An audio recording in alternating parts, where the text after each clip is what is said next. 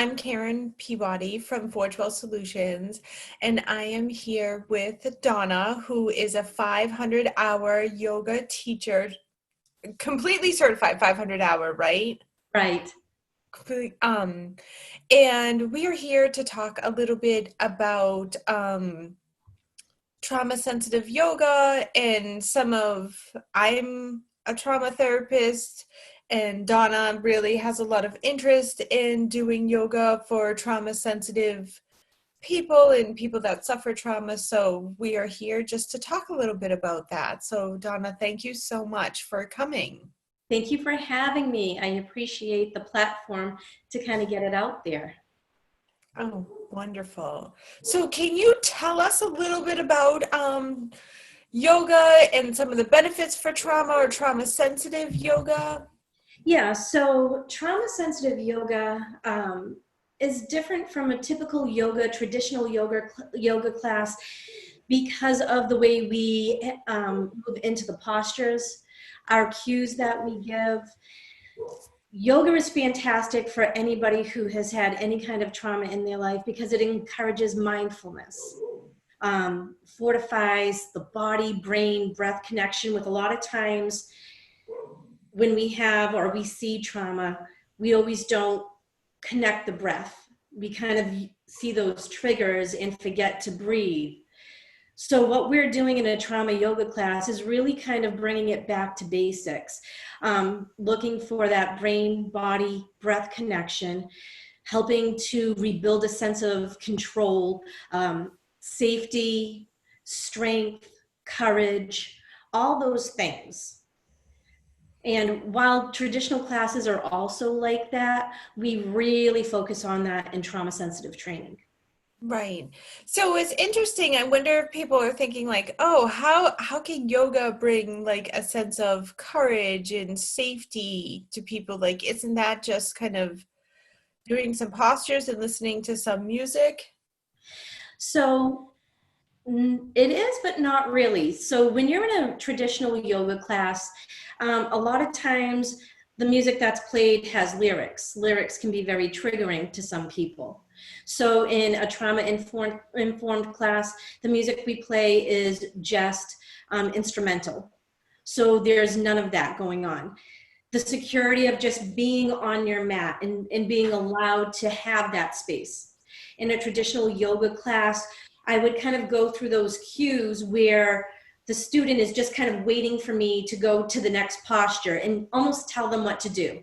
In a trauma-informed class, I'm giving those suggestions, but at no time is the student expected to do something that makes them feel uncomfortable. So they're in complete control of what they're doing at all times in a trauma class. Right. So would you say a trauma-informed yoga class is very different from a regular yoga class? It is. It is. I think that the expectation of somebody who is just looking for a typical yoga class and they walk into a trauma class, they're going to walk into a class that they're not expecting. The class is going to be very focused on the student in what the student wants, not just going in and saying, okay, move from a crescent lunge to a warrior two. And there are very specific postures that will do that are very grounding and rooting and provide that sense of strength and security and centering, where in a typical or a traditional yoga class, sometimes we move the students into postures that are a little more vulnerable that we wouldn't put in a flow for a trauma class. Right. So why do you think yoga in particular is helpful for people with trauma? So with trauma, and I mean, national studies show that 80% of everybody in the population has experienced some trauma in their life, whether they realize it or not. And that could be just through a life event that they didn't think was a big deal, but is a traumatic experience, essentially. Or it could be something bigger that happened that they know is a trauma.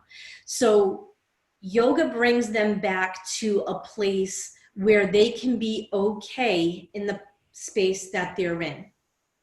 They are allowed to feel whatever comes up in that specific trauma sensitive class without any worry about what's going on around them.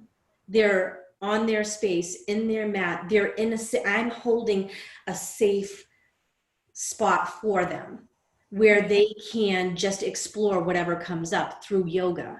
And too, we've had conversations about how, you know, therapy and yoga really believes that trauma is something that's stored in the body. It's not just an experience that has happened to you, but it's the energy of trauma actually changes how your body functions. So I think even with yoga, allowing yourself to safely even notice, wow, I don't on a regular basis take deep breaths. And I never realized that before. I never realized how tight my hips were. Right. And that's the thing. Trauma manifests itself physically, and people don't realize that maybe that lower back pain they're having is an issue with trauma. Maybe that shoulder that has given them problems for years is a trauma that's finally finding its way out physically. So by beginning to move the body and bring awareness to those areas and focusing on the breath, which is what we do. So meditation is always a part of a trauma sensitive class. Different from a traditional class, because in a traditional class, you're encouraged to close your eyes or maybe come down onto the mat in a supine position, which may be triggering or too vulnerable for somebody who's been through a trauma. So when we do it in a trauma-informed class, you're encouraged to come into whatever posture works for you for the meditation. Eyes can be opened or maybe the gaze is low, but then we focus on the breath. So in a traditional class where I may encourage deep inhales and long exhales, I want the student in a trauma class to focus on breath the way that it works for them. So if those breaths are maybe more shallow at first, just getting comfortable with that. Then maybe I encourage a deeper inhale and a longer exhale, but really tuning into that breath so they have control of that. And then once we start to move the body, allowing that breath to work with them if things get uncomfortable. Right. And knowing that at any time they can come out of any posture that they need to if it doesn't feel okay for them. Right. And I think it's important for people to know that have trauma of this is a very different class. Very different class.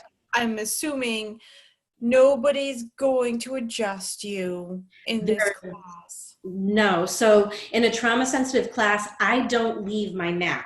I actually do the practice with everybody that's in the class. In a traditional class, I'll be walking around the room. There might be hands-on assist or different things like that. In a trauma sensitive class, there is none of that. There is no critiques. Whatever shapes they're making with their bodies is what they need to do. It's not about making that perfect Instagram pose that people think of when they think of yoga, right? So it's truly about them coming back to them and getting their confidence back, working through issues, realizing that working through their traumas in more ways than one benefits just the whole picture of really coming back to themselves and being a healthy person. Right. I can imagine just for a lot of people, the mere act of showing up for a yoga class, which probably seems so self-indulgent to a lot of people. Just the mere fact of doing that is such a healing. Yeah. Yes, absolutely. And if all they do is walk through the door that day and sit on their mat, or maybe they don't even enter the yoga room, but they just sit in the lobby, that's the first step. And then as they get more comfortable and come into a class, they can take from it what they need to that day. And one day is going to change from the next. You know, they can go one day and have a really full practice. And then the next day they walk through the door and just sitting on the mat or, you know, being in the yoga room is what they can manage that day. And honestly, there are days for all of us that we're like that, that you're ready to go, you know, have a great class. And then other days you're just like, oh, I don't know if I can, and being sensitive to that, right? For anybody who's been through a trauma, and making sure the people that are going to that class, it's all trauma students. So there's not going to be a mix. There's not going to be any drop-ins who just happen to want a yoga class. These are going to be people who are all there for the same reason and working on their own things that they need to, and me just holding space for them and allowing them to explore what they need to get through. Right. I think that's so important too. And kind of jumping off of that point, I know that you have a special interest in doing a trauma sensitive class for first responders and nurses.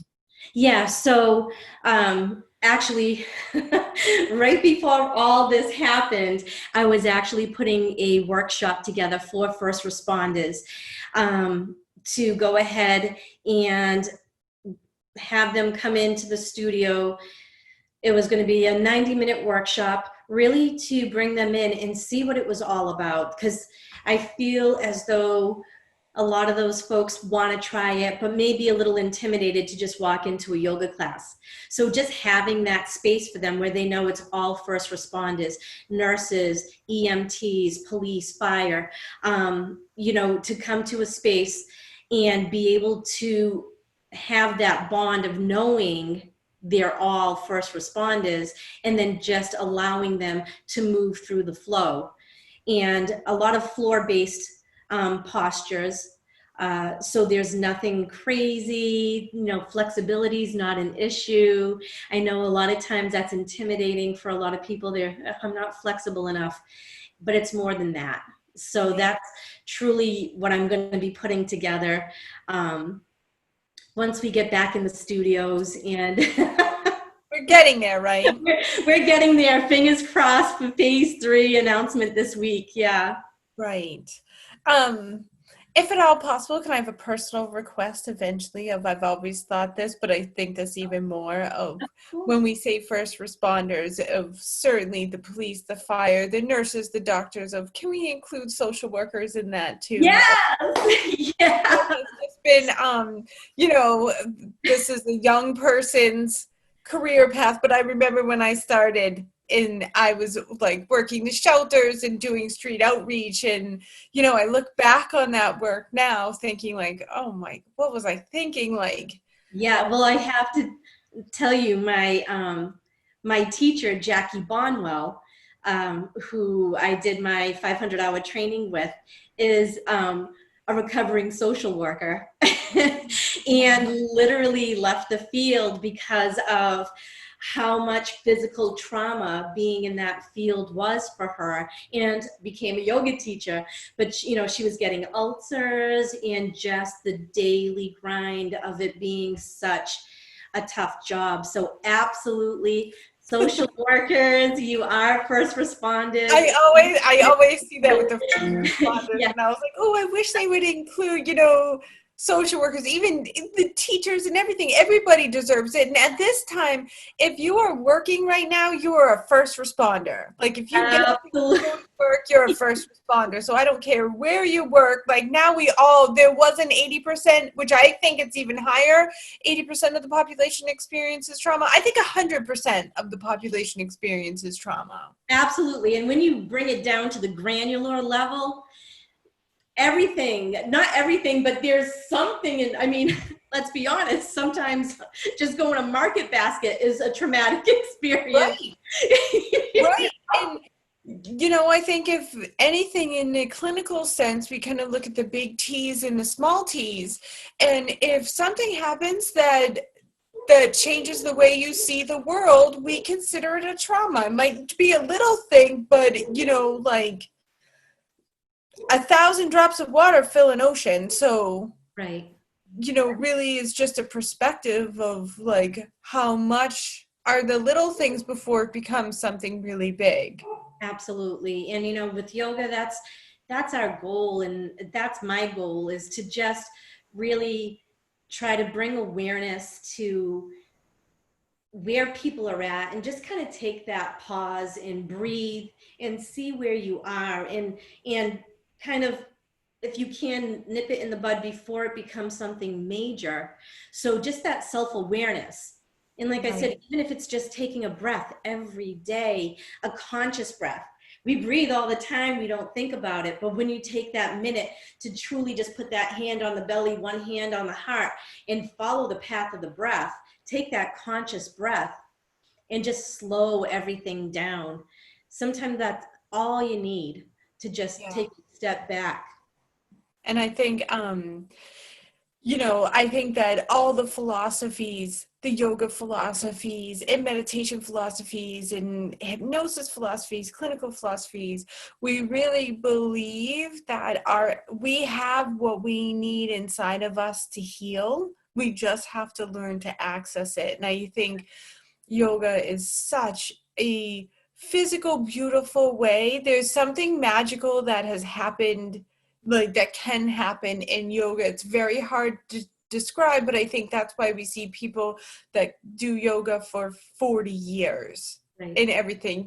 We could be long distance runners maybe for a handful of years in our life, but yogis, there's something much more spiritual that really happens that's sustainable if you can just be still enough and allow yourself to experience it, because we do have what we need to heal. We just need to learn how to access it. Yeah. And it's not being, I can't sit for 30 minutes. You don't even have to sit for 30 minutes.